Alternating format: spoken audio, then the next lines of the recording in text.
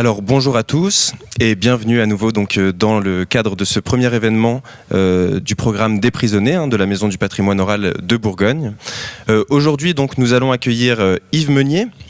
Yves Meunier, qui est né au Creusot, qui était instituteur pendant de longues années et aussi militant syndicaliste, avant de se consacrer pleinement au travail d'édition et à un travail de recherche extrêmement important et minutieux dans les archives du mouvement ouvrier sur l'histoire sociale du bassin minier à la fin du 19e siècle. Il est auteur notamment de La Bande Noire, dont le sous-titre est « La propagande par le fait dans le bassin minier », que vous pourrez trouver ici, qui raconte donc l'épopée de ces bandes anarchistes entre 1878-79 et 1885. Une histoire assez explosive, puisque des mineurs anarchistes, la dynamite n'est pas loin. Alors, il a beaucoup travaillé sur la commune du Creusot. Il publie notamment les écrits de Jean-Baptiste Dumay, ancien maire du Creusot, et qui a largement participé à la commune, et dont les archives ont permis aussi de remonter toute cette histoire. Et puis, va paraître à l'automne les écrits, en tout cas un récapitulatif des articles faits par André Janet, donc sur son point de vue, lui, de la commune du Creusot, de ses origines et de son procès, et donc qui sera à apparaître aux éditions du Coquelicot. Si on a voulu inviter Yves, c'est donc pour partir de ces archives, de ces histoires d'ouvriers anonymes, et pour qu'on leur redonne corps aussi dans des histoires plus longues, dans comprendre ce mouvement social de la grève de 1870, comprendre aussi pourquoi ça annonce à la fois le mouvement de la commune du Creusot, mais de manière plus générale, comment aussi toute cette histoire est liée avec un certain nombre de communards parisiens et tous les réseaux des ouvriers révolutionnaires de l'époque, dont le Creusot a été un lieu particulièrement important, à la fois dans cette histoire et dans la diffusion de la prétention ouvrière à s'autogouverner et à gouverner ses propres usines. Donc je passe la parole à Yves pour qu'il puisse nous raconter tout ça en détail. Alors oui, on va remonter dans le temps, 150 ans, on est effectivement à 150 ans de cette époque. On sait qu'en ce moment, c'est l'anniversaire de la commune parisienne. Et on a beaucoup oublié les communes de province. Alors, peut-être parce qu'elles n'ont pas duré longtemps, mais aussi parce que il est plus facile de se focaliser sur les grandes figures du mouvement parisien, Louise Michel, Ferré, etc. Et finalement, dans ce côté mémoriel, d'encapsuler l'histoire et d'en finir avec la commune. Je pense que dans la commémoration, il y a ça. Il y a... on va la mettre en musée, on va la mettre sous cloche. C'est pas pour rien qu'on a des écoles Louise Michel, c'est intégré. Voilà. On raconte les histoires de pétroleuses, on essaye de faire un peu de spectacle autour de ça. Et on ne regarde pas ce qui s'est passé avant et ce qui s'est passé après. Alors pour Paris, effectivement, c'est plus important, ça dure 2 mois. 1871, donc le 18 mars, jusqu'à la semaine sanglante de fin mai 1871. Et puis 30 000 environ, là il y a débat. 30 000 massacrés. Pas 100 000, tu dis? C'est ce que dit Louise Michel. Ouais. Si le nombre qui circule à 30 000, plutôt admis dans l'histoire, après, oui. Voilà. Alors, tout dépend ce qu'on met dedans, effectivement, parce que ça ne s'est pas arrêté après la semaine sanglante. C'est-à-dire qu'il y a eu massacre, mais ça a continué. La déportation, les pontons, la Nouvelle-Calédonie, etc. Alors sur le Creusot, pourquoi parler de la commune au Creusot? C'est parce qu'elle fait partie des communes emblématiques qui ont beaucoup fait peur au pouvoir versaillais, c'est-à-dire tiers. Il y avait au Creusot 10 000 ouvriers sur 30 000 habitants et une force armée. Alors, il faut remonter dans l'histoire de du Second Empire. Donc, on est en 1870, c'est Napoléon III.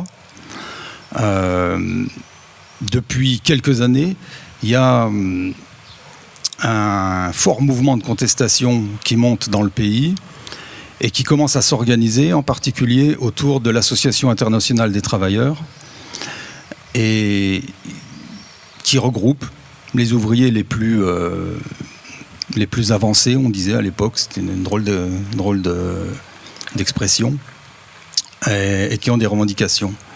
Alors sur le Creusot, on a une situation de mono-industrie.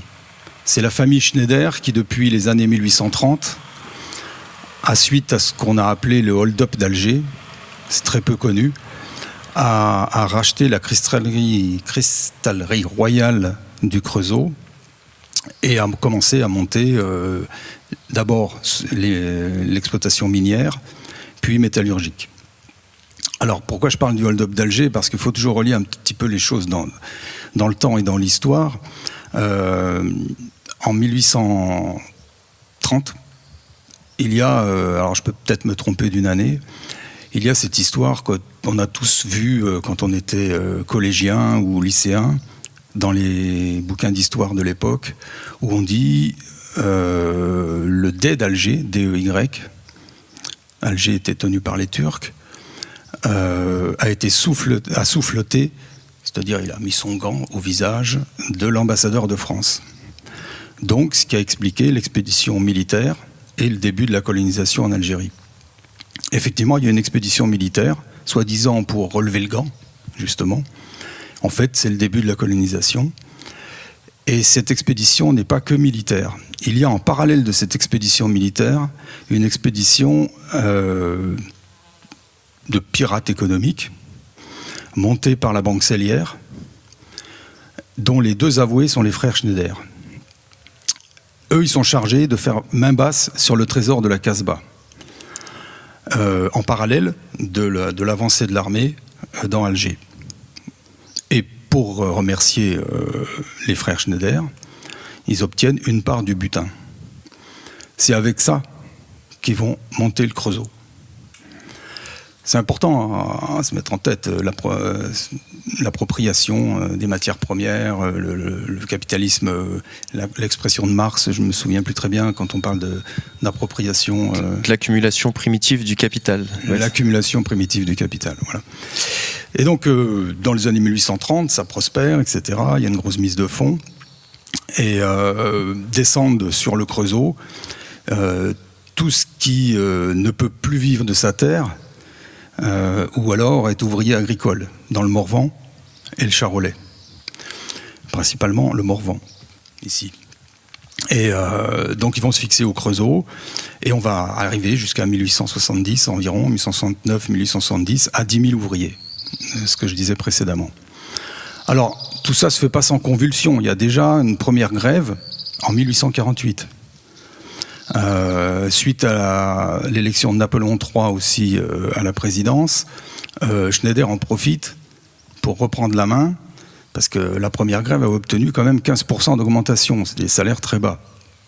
Il reprend la main et rebaisse les salaires. Ensuite, c'est l'Empire, et on arrive dans ces années, effectivement, 1860, où se monte l'Association internationale des travailleurs, 1864. Au Creusot, tout ça a beaucoup d'influence. Les ouvriers sont travaillés par la question sociale, ne serait-ce que parce que, ils en ont besoin. Et donc, l'année 1800, fin 69 et 1870 est clé pour arriver jusqu'à la commune. Parce que la commune du Creusot, c'est 2 jours. C'est le 26 mars 1871 jusqu'au 27 mars 1871. Alors c'est emblématique, un drapeau rouge sur la mairie, fraternisation de la garde nationale, qui est, on expliquera ce que c'est, qui fraternise avec la troupe militaire, et puis déclaration de la commune au balcon de la mairie par Jean-Baptiste Dumay, dont on va beaucoup parler, qui est un ouvrier ajusteur chez Schneider, et qui est le fer de lance de cette contestation. On verra que ce n'est pas tout à fait le cas, mais enfin c'est le personnage emblématique que le patronat va monter en diable. Donc en janvier 1870, éclate une grève, et pour la première fois dans cette histoire ouvrière, une grève avec un comité de grève, ce qui est très important. Pour l'instant, l'Association internationale des travailleurs n'est pas présente au Creusot. Elle va l'être 2 mois après. C'est même la première grève qui va faire que des Creusotins, ouvriers chez Schneider, adhèrent à l'AIT. La première grève, elle est sur une question simple, qui est pour moi une question clé du mouvement ouvrier, c'est la caisse de secours, c'est-à-dire la Sécu. Quand tu ne travailles pas, de quoi tu vis ? Aucun ouvrier n'a d'avance, s'il ne travaille pas, il n'a rien. Donc il y a une caisse de secours chez Schneider, mais c'est à l'américaine d'aujourd'hui, c'est-à-dire c'est une caisse d'entreprise. Elle est composée d'une taxe de 2,5% sur les salaires. Mais elle est gérée par le patronat. Il y a un alibi où on prend un ou deux ouvriers plutôt dociles qui viennent signer un papier. C'est une caisse d'entreprise. Alors il faut voir que l'espérance de vie à l'époque est beaucoup plus faible qu'aujourd'hui. Très peu arrivent à avoir un bout de retraite de cette caisse-là. Mais c'est monté en exemple en France du côté social de M. Schneider, des Schneider, on dit M. Schneider comme s'il n'y en avait eu qu'un, c'est une dynastie, et du capitalisme social. Voilà. Donc ça, c'est une idée qui va d'ailleurs traîner dans tous les procès par la suite, etc. On va dire même pourquoi vous êtes si... vous faites grève, pourquoi vous êtes si... je vais me foutre par terre, là. Si vindicatif contre votre patron, alors que c'est votre père, quoi. C'est le paternalisme. Hein. Schneider, c'est l'emblème du paternalisme. Donc cette caisse de secours, en fait... les ouvriers veulent la gérer eux-mêmes. Ce qui est normal, c'est leur argent. Alors Schneider sent la contestation monter et donc il essaye de faire un coup. Il propose une consultation, un vote. Voulez-vous gérer la caisse de secours ? La question est posée. Les ouvriers, ils se réunissent. Il y a des premiers meetings et ils trouvent que la question est un peu bizarre, parce que pour eux, ça va de soi. C'est-à-dire, qu'est-ce que ça veut dire de répondre oui ou non, si ce n'est rentrer dans la combine à Schneider.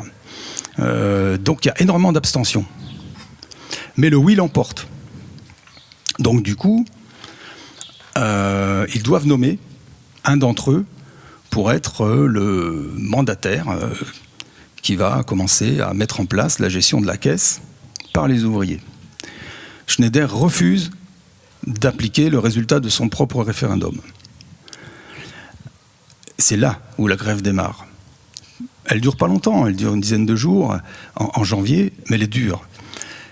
Parmi eux, il y a un ajusteur ouvrier de Schneider qui est Adolphe Assy. Adolphe Assy, c'est un ancien soldat garibaldien, de Garibaldi, donc tout le monde connaît, un général Garibaldi, et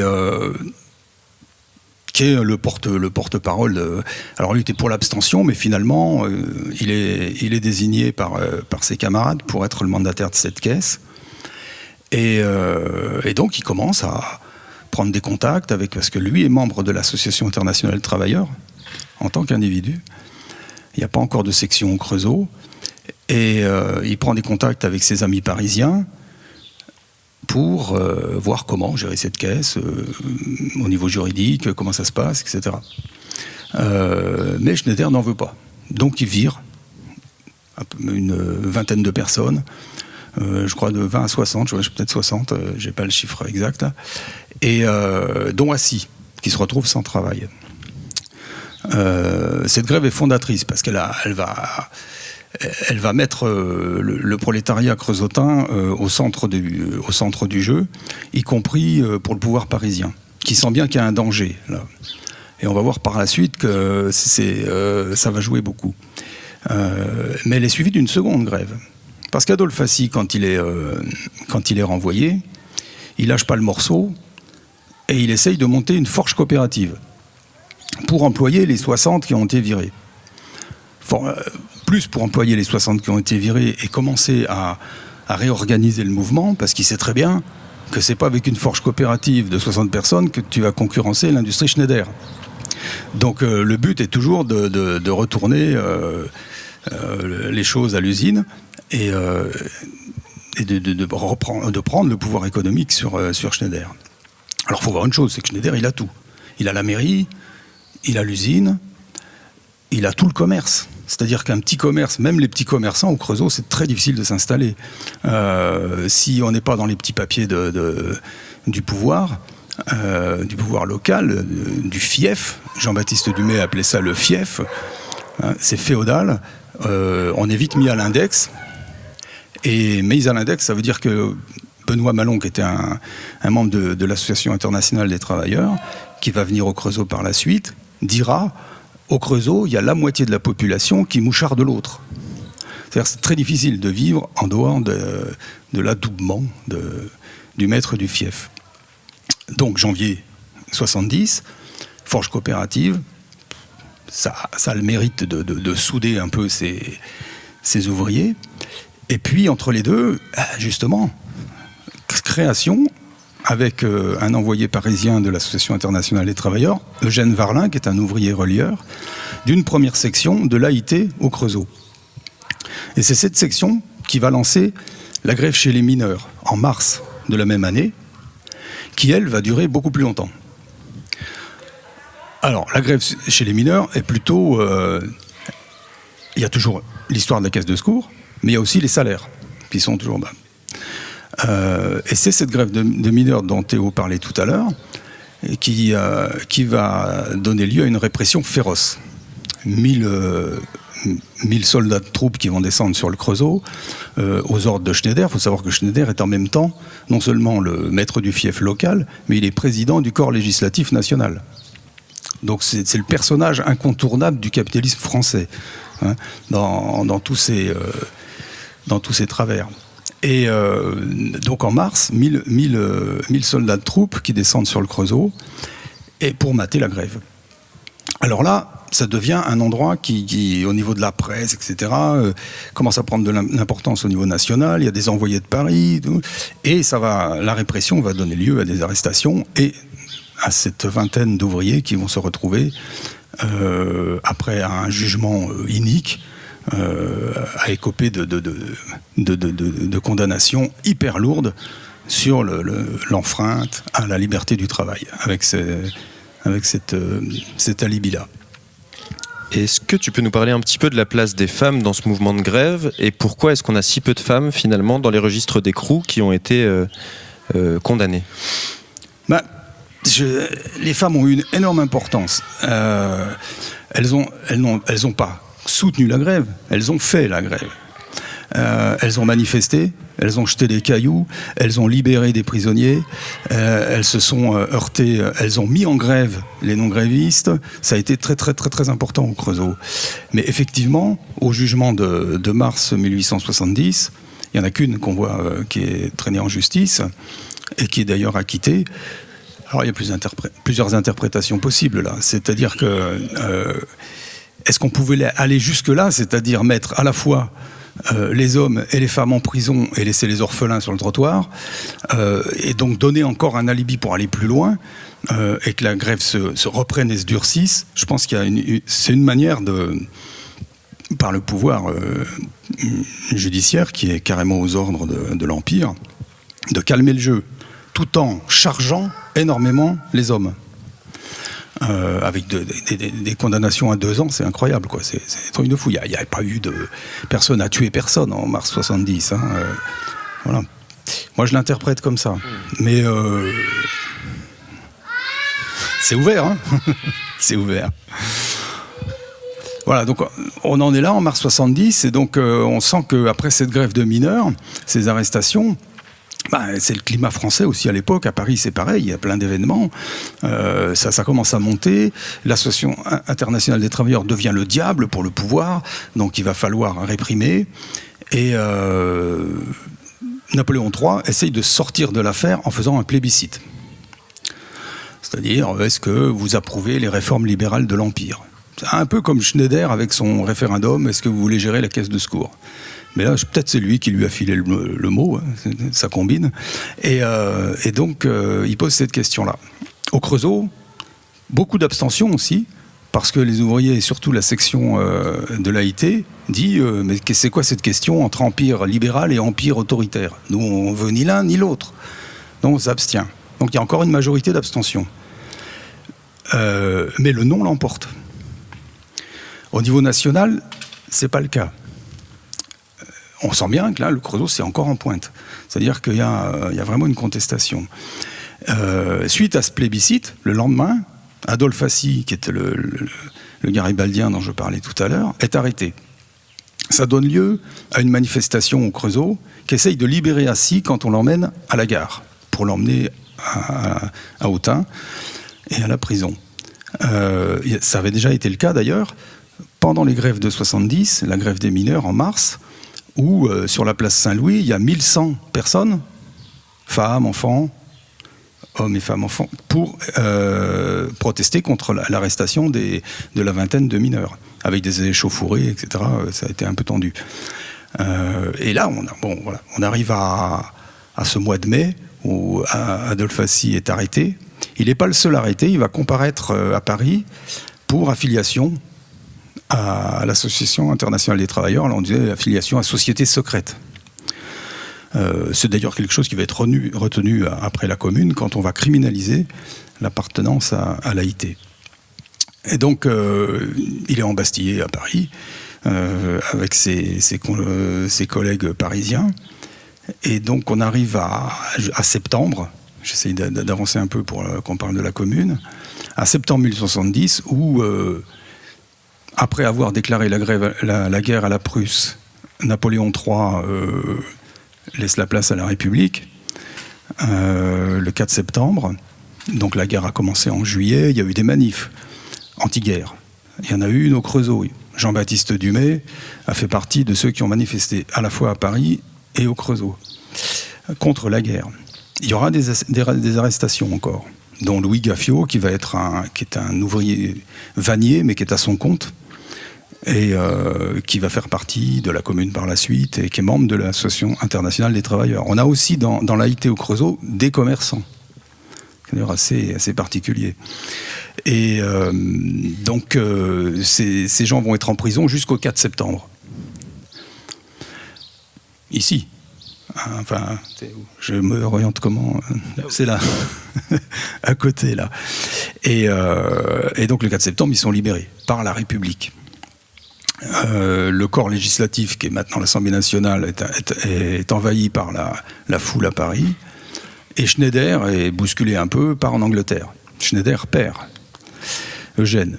C'est donc Henri Schneider qui, au Creusot, prend la suite, pendant que son père reste en Angleterre le temps que les choses se calment pour lui.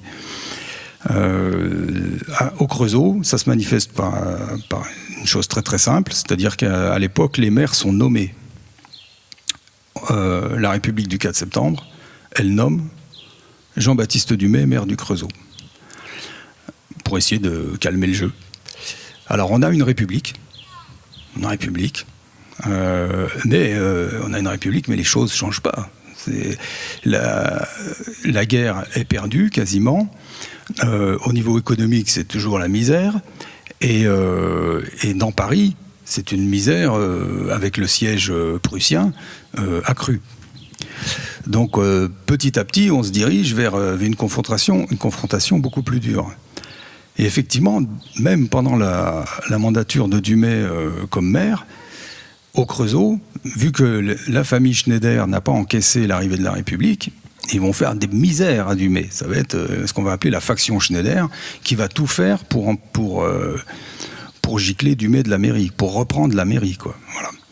Et donc, y compris dans son propre conseil municipal, etc. Donc, il va pas vraiment avoir de pouvoir, à part celui de... Alors, Dumay, à l'époque, il est membre de l'Association internationale des travailleurs, mais il se dit pas socialiste. Il se dit républicain, patriote. Donc, c'est la défense avant tout. Donc, on est encore en guerre. L'armistice, c'est février 71. Donc, on est encore en guerre, et donc, Dumay met par voie d'affiche, nous sacrifions tout à la défense nationale. Là, ça laisse déjà mal augurer des choses.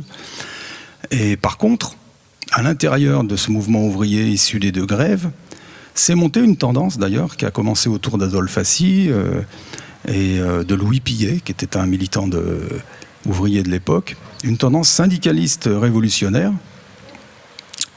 On dira plutôt socialiste révolutionnaire, syndicalisme n'existant pas en tant que tel comme ça, le mot existe, mais pas à l'organisation, socialistes révolutionnaires, qui, eux, veulent en découdre, vraiment, sur 2 plans, à la fois socialement, sur les conditions de travail, l'appropriation des moyens de production, prendre l'économie pour soi, mais aussi patriote, faut pas le nier, et qui veut continuer la guerre. Voilà. Puisque c'est la République, continuons la guerre. Alors ça aboutit à une situation où le patronat local, lui, il n'en veut plus de la guerre, parce qu'il a un peu peur, les Prussiens étant à Dijon, proche de Dijon, qui descendent sur le Creusot, et pour lui, il faut conserver l'outil de travail, mais pour eux, voilà. Donc ils sentent que ça peut tourner mal, donc ils sont pour la paix, eux. Ils sont pour la paix. Nationalement, la République finit par traiter avec la Prusse, et il y a cet armistice en février 71 qui passe pas du tout chez certains socialistes, chez beaucoup de socialistes révolutionnaires, que ce soit au Creusot ou à Paris, qui veulent continuer. Au Creusot, ça se manifeste par une manifestation assez troublée en février 71, le 26, je crois, un mois avant la Commune, où là, la première fois, le drapeau rouge est hissé. C'est pas la première fois, c'est le 26 février. Et contre l'armistice, c'est-à-dire pour la défense à tout prix, et en même temps la prise de l'usine, quoi. L'usine avec un grand U, hein, ça gouverne tout. Il y avait une citation d'un journal satirique, Le Grelot, qui était pendant les grèves, qui disait au Creusot, il y a un seul maître, c'est l'usine, c'est avec un grand U. Et à ce moment-là, Dumay, il est en porte-à-faux complet. En février, il est en porte-à-faux complet parce qu'il est débordé sur sa gauche. Et en fait, ce que la République, Gambetta, etc., essaye de lui faire jouer comme rôle, c'est le rôle de flic local, hein, de tenir sa ville. Voilà, il est là pour ça. Comme on sait qu'il y fait partie aussi de l'AIT, il est là pour tenir ses troupes. Voilà. Mais ça ne marche pas. Donc il va basculer. Il va basculer la veille de la Commune. Parce que, le 18 mars, il y a l'histoire de la Commune parisienne, les canons de Montmartre, tout ça. Au Creusot, ça bouge. Cette tendance socialiste révolutionnaire, elle veut y aller, quoi. Alors, il faut savoir qu'après l'armistice, donc en février, Garibaldi, qui était à Autun, a laissé à Dumay 4000 fusils, 40 000 cartouches, que Dumay a entassé sous la mairie du Creusot. Après, il a changé parce qu'il avait peur que ça explose. Et donc, il y avait un dépôt chez Jean et Joseph Alémanus, dont on reviendra par la suite, qui sont 2 commerçants creusotins, père et fils, et qui vont être, parce qu'ils sont dans la garde nationale, la garde nationale, je disais tout à l'heure qu'on en parlerait, c'est le mouvement populaire créé par, c'est comme ça que c'est vu, hein, par la République du 4 septembre, pour la défense nationale, pour épauler l'armée, quoi. Donc c'est le citoyen en armes dans la garde nationale. Il y a des grades. Hein, voilà. Adolphe Assy va d'ailleurs être le responsable de la garde nationale après sur Paris. Et donc au Creusot, elle est armée. Il y a beaucoup de fusils, il y a beaucoup de cartouches. Donc la tension monte et Dumay, il freine. Il freine depuis le début, de toute façon. Il est sur la République, il n'est pas encore... voilà. Et par contre, la tendance socialiste révolutionnaire le pousse. Et 2 jours avant, le 24 mars 71, après le début de la Commune de Paris, donc une semaine après, il y a une réunion, un grand meeting, où d'ailleurs il y a beaucoup de femmes, ça a été remarqué, peut-être presque une majorité. Là, on sent l'influence de la grève de mars 70, qui pousse pour rejoindre la Commune parisienne. Mais la décision ne se prend pas. C'est le lendemain, parce qu'arrive de Paris Albert Leblanc, qui est un envoyé de la Commune de Paris, et qui lui prend la parole, comme quoi ça ne tient pas à grand-chose, le 25 mars, et il y va franco, c'est-à-dire il faut soutenir Paris, et c'est pas que soutenir Paris, c'est-à-dire le paysan a eu sa terre, l'ouvrier doit avoir l'usine. Et ça résonne au Creusot. Et donc Dumay peut plus se défiler. Je pense même qu'il a pris la décision pendant le meeting. Donc il appelle à la Commune au Creusot. Donc on commence à organiser les choses, et pour faire grosso modo une prise d'armes, c'est-à-dire la garde nationale, parce que Dumay, il est quand même toujours maire. Donc c'est pour gicler qui de la mairie, la Commune au Creusot, il y est déjà. Donc c'est plus une démonstration. Et donc c'est ce qui va se passer, c'est-à-dire fraternisation avec la troupe qui a été envoyée quand même. Alors là c'est assez trouble. La troupe est envoyée très tôt. Pourquoi ? Il y a un traître dans la commune au Creusot, Jean-Claude Lauprêtre. Il est membre du comité du Républicain Socialiste, membre de l'Association internationale des travailleurs, qui organise la réunion du 24, qui se réunit le soir après la réunion où il y a beaucoup de monde pour organiser celle du 25, et qui organise la commune le soir après la réunion du 25 pour voir comment on fait cette prise d'armes. Et on le retrouve par la suite, le 27,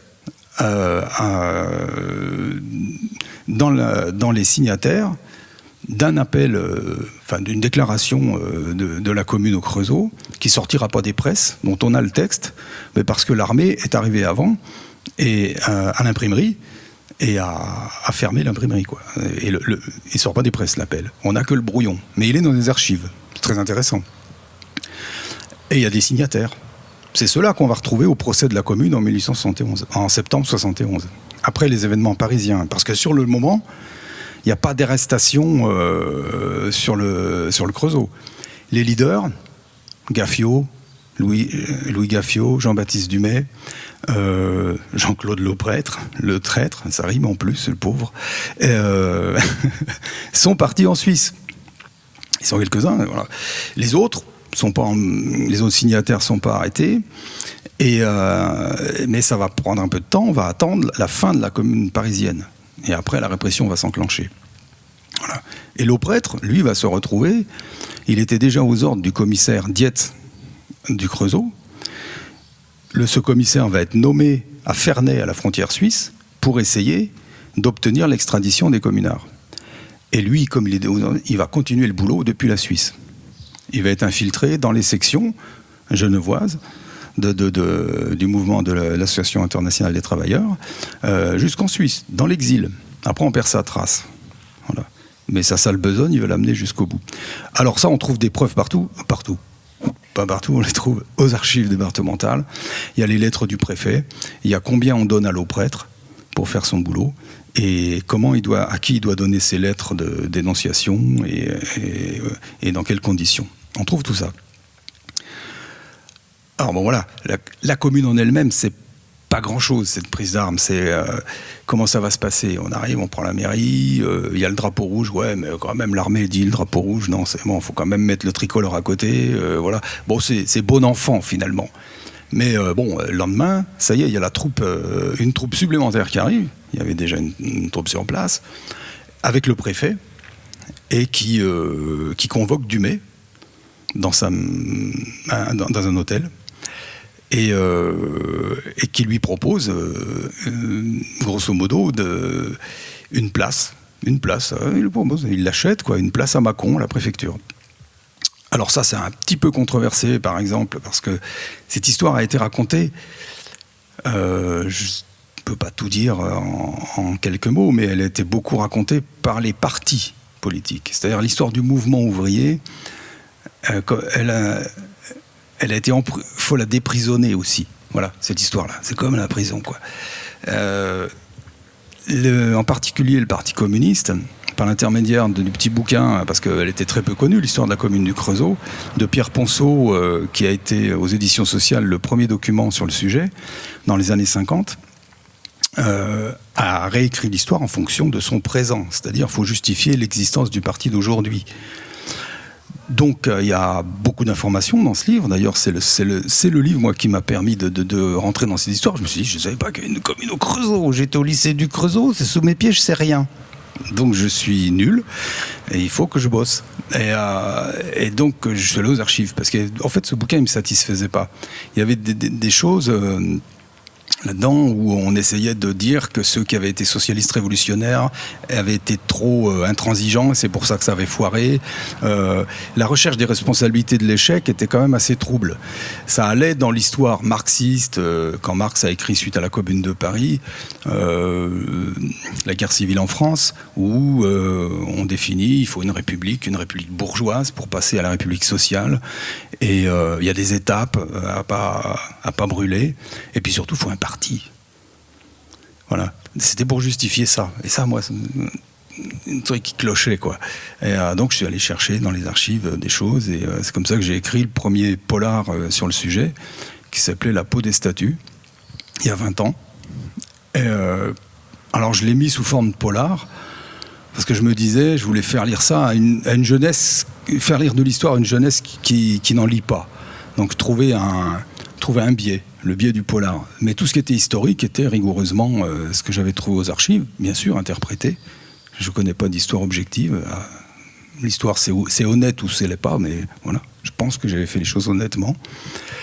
Et voilà, pour raconter ça, parce que je raconte ça par rapport à l'histoire de l'échec au Creusot.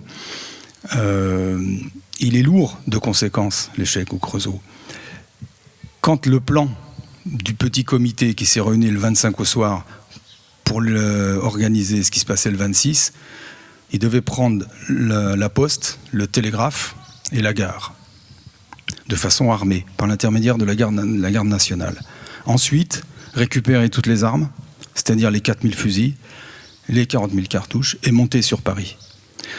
Si même que la moitié des ouvriers creusotins faisaient ça, ça faisait 5000 personnes, c'était pas rien, couvraient un deuxième front derrière Versailles. Et c'est bien ce que Thiers avait compris. Et par l'intermédiaire de l'Auprette qui envoyait les informations très tôt, il savait très bien ce qui allait se passer. Et c'est pour ça qu'il avait déjà, d'ailleurs, par télégramme, proposé à Dumay un emploi à Mâcon, etc. Et qui lui a été d'ailleurs réitéré le 27, quand ils étaient à l'hôtel.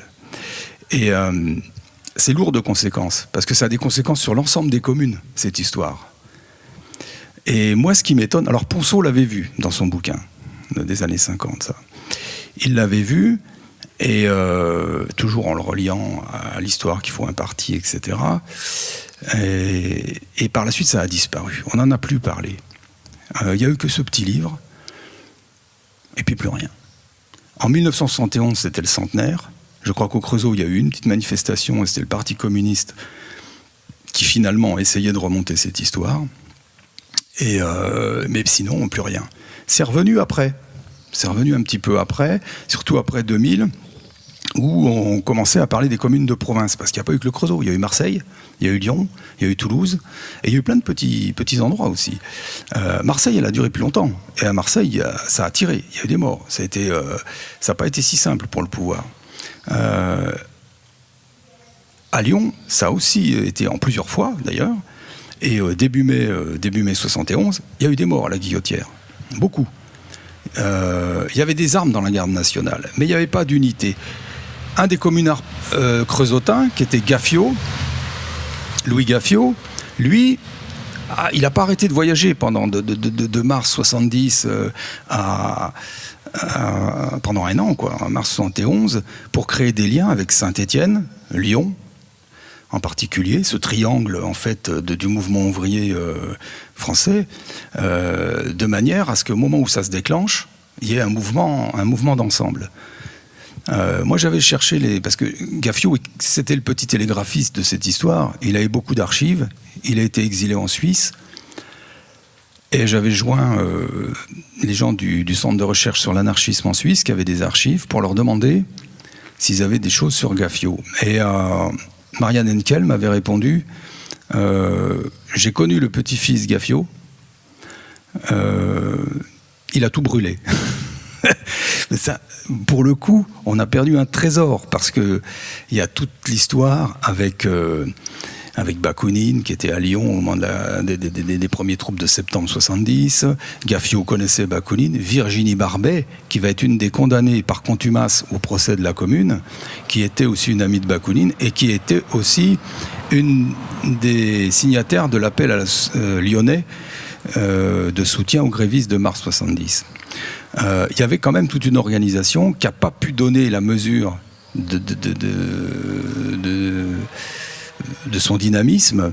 Moi, je pense c'est par 2 ou 3 facteurs simples. La mollesse du groupe autour de Dumay, les communalistes qui voulaient juste des franchises communales. D'abord installer la République, et après passer à la sociale, mais par l'élection, ce qu'on verra par la suite. Et puis aussi, la traîtrise, c'est pas pour rien non plus. Voilà. Mais bon, quand on sait qu'on peut être vendu, on prend quelques précautions, ce qui n'a pas été fait. Voilà. Donc bon, toujours facile a posteriori de regarder les choses comme ça, mais n'empêche que, bon, il y a une insatisfaction. Il y avait quand même 4000, on peut miser sur 4000 à 5000 ouvriers armés, ça aurait été tout autre chose. Et y compris pour emmener Lyon, voilà, Saint-Étienne. Saint-Étienne, il y a une commune, bon, elle a duré 2 jours aussi.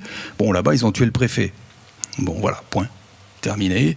Bon, c'est un acte symbolique. Le préfet, alors, il paraît-il que c'était un peu, c'était pas voulu. L'armée est partie toute seule. Enfin bon, il y a eu, là aussi, il y a débat. Bon, toujours est-il que par la suite, bon, on connaît l'histoire à la commune de Paris. Adolphe Assy, lui, va partir. Il est à Paris du fait qu'il est sorti des geôles impériales le 4 septembre.